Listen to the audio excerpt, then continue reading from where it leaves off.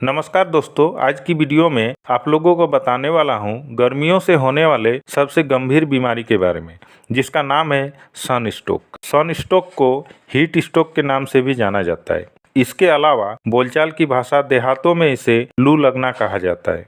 तो आज की वीडियो में हम इसी के बारे में बताने वाला हूँ कि सनस्ट्रोक क्या होता है, इससे बचने के लिए कौन कौन से उपाय करना चाहिए, इसके क्या साइन और सिम्टम्स देखने को मिलते हैं, सनस्ट्रोक होने का क्या कारण होता है, और लास्ट में बात करेंगे डॉक्टर द्वारा इसमें क्या ट्रीटमेंट दी जाती है। इसी के बारे में बिल्कुल सरल और आसान भाषा में बताने वाला हूँ, तो वीडियो में अंत तक बने रहे। सबसे पहले बात कर लेते हैं सनस्ट्रोक के बारे में, जिसको हम आम बोलचाल की भाषा में लू लगना भी बोलते हैं। दोस्तों, गर्मियों का मौसम चल रहा है, काफी गर्मी हो रही है। इसमें ग्रामीण क्षेत्र के लोग काम करने के लिए बाहर निकलते हैं, खेतों में जाते हैं, जिसकी वजह से उन्हें लू लग जाती है, यानी सनस्ट्रोक की चपेट में आ जाते हैं। और उस समय उसके बॉडी का जो टेम्परेचर होता है वो 100 फ़ारेनहाइट से लेकर 104 फ़ारेनहाइट तक हो सकती है। इसमें फीवर की वजह से बॉडी का टेम्परेचर हाई नहीं होता है, बल्कि सनस्ट्रोक की वजह से टेम्परेचर इतना हाई हो जाता है। अगर इसका इलाज समय पर नहीं किया जाए तो इसकी वजह से जान तक जा सकती है। अब जान लेते हैं सनस्ट्रोक के कजेज यानी कारण के बारे में कि किस किस कारण से सनस्ट्रोक हो सकते हैं। तो इसका सबसे पहला जो कारण है वो है हाई टेम्परेचर, यानी कि अधिक टेम्परेचर में जाने की वजह से आपके बॉडी का टेम्परेचर आवश्यकता से अधिक बढ़ जाती है, जिसकी वजह से आपको सनस्ट्रोक हो सकती है। अगला कारण है हेवी वर्क अंडर सनलाइट। धूप में ज़्यादा देर तक काम करने की वजह से भी आपको लू लग सकती है। इसके अलावा डायरेक्ट कांटेक्ट विथ हीट, यानी आप डायरेक्ट हीट के कांटेक्ट में आते हैं, उसकी वजह से भी आपको लू लग सकती है।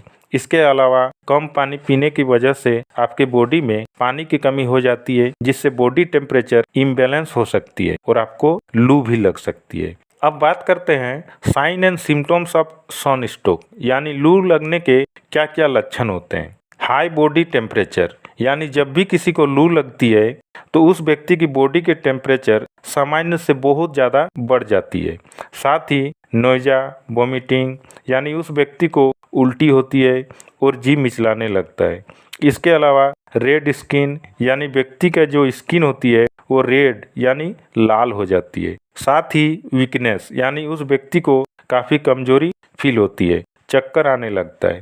इसके अलावा इंक्रीज हार्ट रेट, यानी लू लगने से उस व्यक्ति की हार्ट रेट भी बढ़ जाती है। साथ ही इंक्रीज इन ब्रीथिंग, जो सांस लेने की दर होती है वो भी बहुत अधिक बढ़ जाती है। इसके अलावा हेडेक, सर में तेज दर्द होने लगता है, काफ़ी ज़्यादा प्यास लगने लगती है। इसके अलावा कन्फ्यूजन होने लगती है। साथ ही सीजियर एंड कोमा, यानी पेशेंट को झटके आने लगते हैं और कभी कभी पेशेंट बेहोश या कोमा में भी जा सकते हैं। अब जान लेते हैं इससे बचाव कैसे कर सकते हैं। तो यदि आप अल्कोहल लेते हैं तो अल्कोहल को अवॉइड करें, यानी अल्कोहल नहीं लेना है। गर्मियों में हल्के कपड़े पहने। इसके अलावा वेयर कैप, अगर आप धूप में बाहर निकलते हैं तो कैप लगाकर निकलना चाहिए ताकि सनस्ट्रोक से बच सके। इसके अलावा लिमिट आउटडोर टाइम, कोशिश करनी चाहिए कि धूप में कम से कम निकले।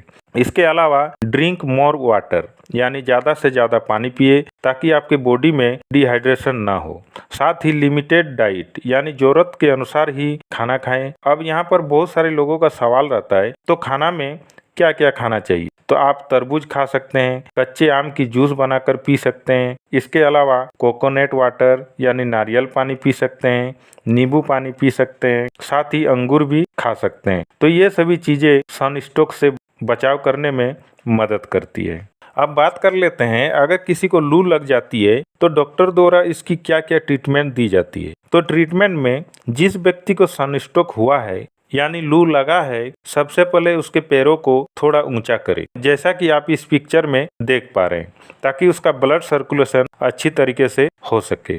मरीज को हवादार वाली कमरे में ले जाए। इसके अलावा अगर एसी या फैन है तो उसे चालू कर दे ताकि इसके बॉडी का टेम्परेचर कम हो सके। साथ ही अगर पेशेंट बेहोश नहीं है तो उसे ज़्यादा से ज़्यादा पानी पिलाने की कोशिश करनी चाहिए, लेकिन पेशेंट यदि बेहोश हो तो उसे पानी बिल्कुल न दे। इसके अलावा कोल्ड कंप्रेशन करना होता है, यानी पेशेंट के बॉडी को ठंडे पानी से पोंछा जाता है। तो इसके लिए आप एक बाल्टी या टब में ठंडा पानी लेकर उसमें एक टॉवेल डालकर टॉवेल को भिगाकर पेशेंट को बॉडी को पोंछना होता है ताकि बॉडी का टेम्परेचर नॉर्मल हो सके। इसके बाद पेशेंट की बीपी को मॉनिटर किया जाता है, पल्स रेट देखा जाता है, पेशेंट का शुगर लेवल चेक किया जाता है। इसके बाद अगर जरूरत होती है तो उसे आईवी फ्लूइड्स दिया जाता है, जैसे कि आरएल, डीएनएस, एनएस। इन सभी आईवी फ्लूइड के साथ एमवीआई डाल के भी आप चला सकते हैं। अगर पेशेंट को काफ़ी कमजोरी फील हो रही है, चक्कर आ रही है, बीपी कम है, तो वैसी स्थिति में आप आरएल सलाइन एमवीआई डालकर चला सकते हैं। सनस्ट्रोक में ज़्यादातर देखा जाता है कि पेशेंट का बीपी लो हो जाता है। अगर पेशेंट को सीजियर आ रहा है तो आप क्लोनाजीपाम 0.5 mg की टेबलेट दे सकते हैं। अब जान लेते हैं लू लगने पर कौन कौन सी मेडिसिन नहीं देनी है। तो वे मेडिसिन है पीसीएम यानी पैरासीटामोल नहीं देना है, क्योंकि फीवर की वजह से बॉडी का टेम्परेचर हाई नहीं हुआ है बल्कि सनस्ट्रोक की वजह से हाई हुआ है, इसलिए पीसीएम टेबलेट नहीं देना है। साथ ही एस्पिरिन टेबलेट नहीं देना है, आइबुप्रोफेन टेबलेट नहीं देना है। इन सभी को अवॉइड करना चाहिए। आशा करता हूँ आपको ये जानकारी अच्छी लगी होगी। अगर अच्छी लगी हो तो हमारे चैनल को सब्सक्राइब जरूर कीजिएगा। मिलते हैं नेक्स्ट वीडियो में।